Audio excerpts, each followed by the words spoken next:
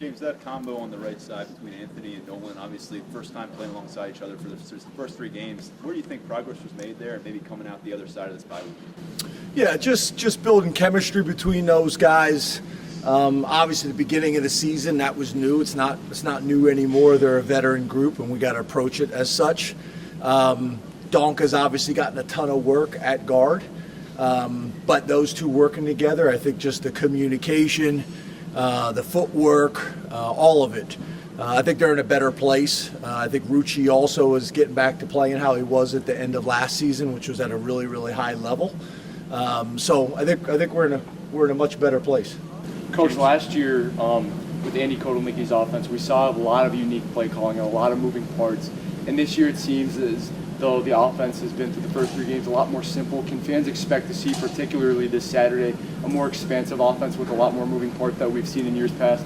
Yeah, it's a good question, but obviously sometimes you guys ask me questions that really don't make sense for me to answer based on our opponent will be watching everything we say just like I do for them. So it's a really good question, but it's not in our best interest to answer that question, if that makes sense. James, you talked about the ticket requests and everything that you have to deal with in a week like this. How do the players handle that? Do you have to say something specific to them, or are they just used to dealing with it? How do they go about that? Yeah, so that's a lot of the stuff that we talk about during training camp and early in the season. That has to be part of their routine.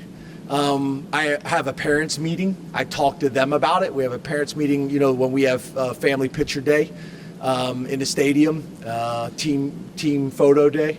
I talk to the parents about it as well. Everything we try to do is try to create a routine, and also to try to find ways to eliminate distractions. That's one of them. So by this week, I'm not saying people aren't going to hit them up, but they should all have a routine about how their tickets are handled.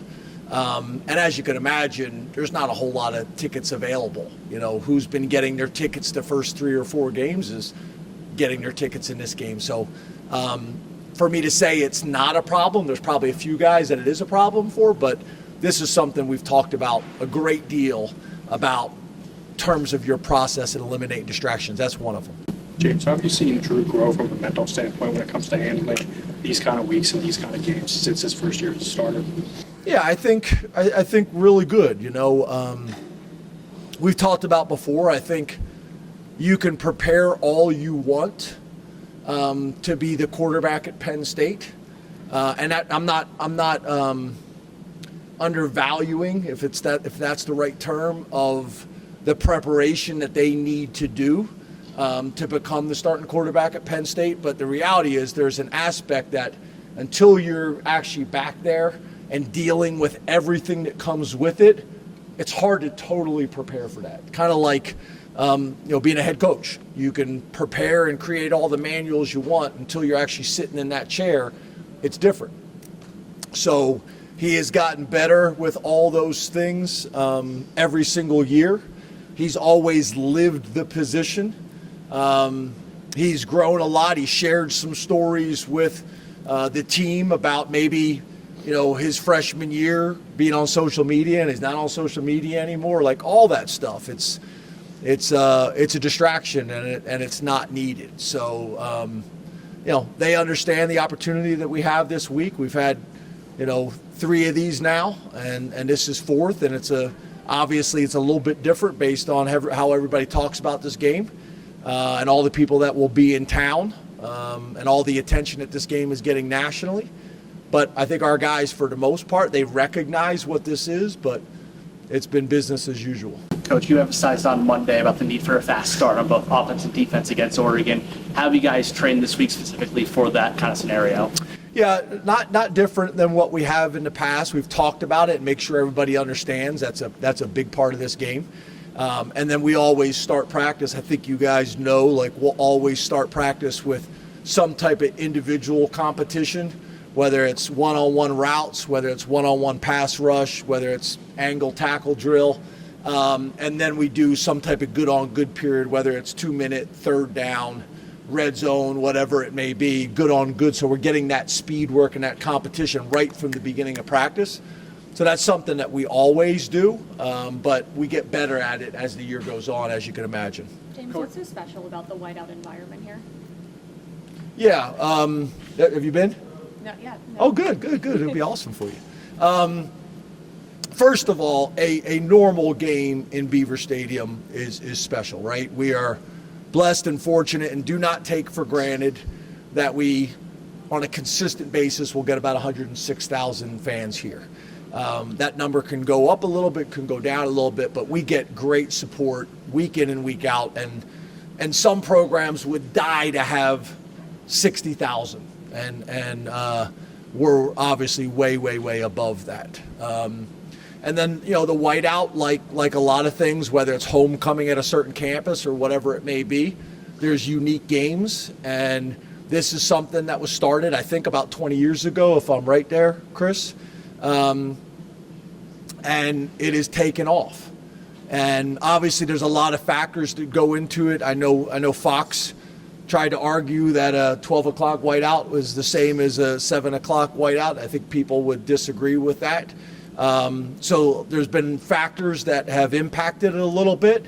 But when you're able to get a night game against an opponent like we do with the sky, the black sky and the white uniforms and the white crowd and the contrast of the dark uniforms, and just the anticipation and the build up, the students sleeping outside the stadium all week.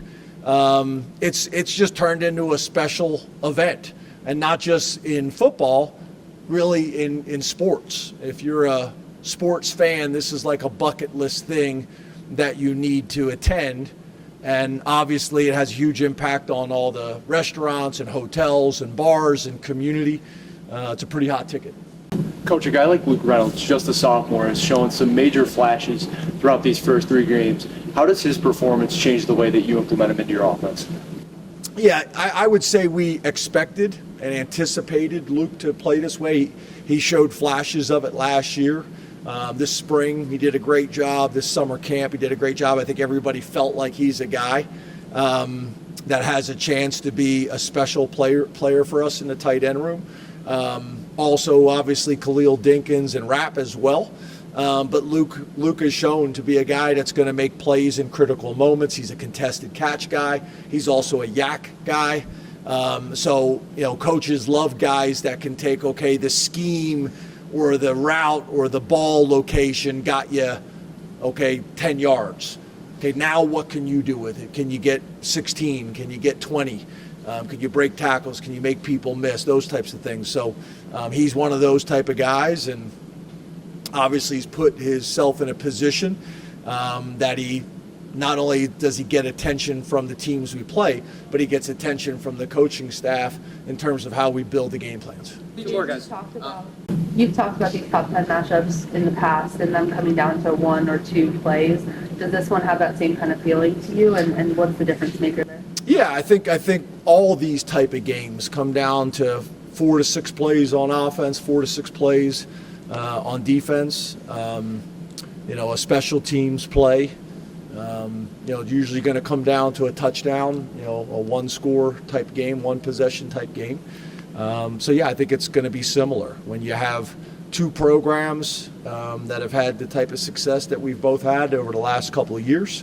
The way the programs are built, the way the programs are supported, the level of support that we get from the community and the stadiums, all that kind of stuff. Yeah, so I expect this to be a 4-quarter battle that's going to come down to the end of the game.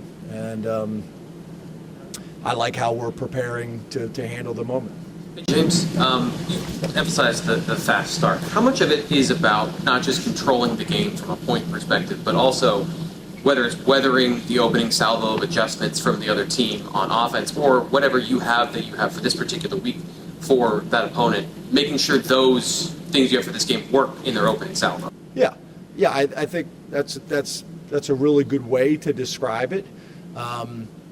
It's also typically your best stuff, right? Like, you come up with your game plan, and then you've taken your time in preparation to say, okay, what are our 12 best plays, or what are our best play by down and distance situation or field zone, and that's what you're calling. There's also an aspect where people will take the philosophy they're going to try to get into all their formations, so that we can see, are they defending the formations the way we expected them to defend them?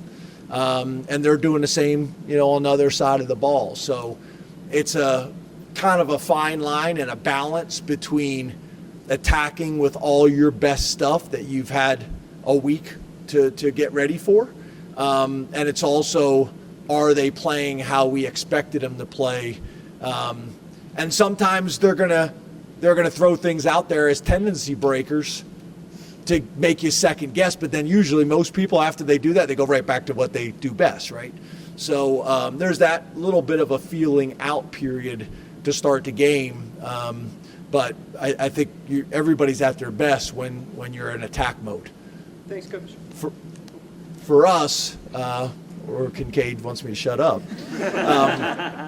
For us, I think for both sides of the ball, third down is going to play a big part of that, right? If our defense can get off the field on third down, it impacts the rhythm that their offense can get into. And the same thing for us. When you talk about being creative, you may have a bunch of cool plays, but if you don't stay on the field, every time you get a first down, that's 3 more plays, obviously. But it's also a possibility for 3 more touches for your playmakers. So when after the game, when you guys are saying, well, how come this guy didn't touch the ball or not? Or how come this guy did touch the ball or whatever it is, that's part of it as well. Getting in a rhythm so you can call all your cool stuff, but also just more opportunities by creating, first downs. Thanks, Coach. Thanks, guys. Appreciate you.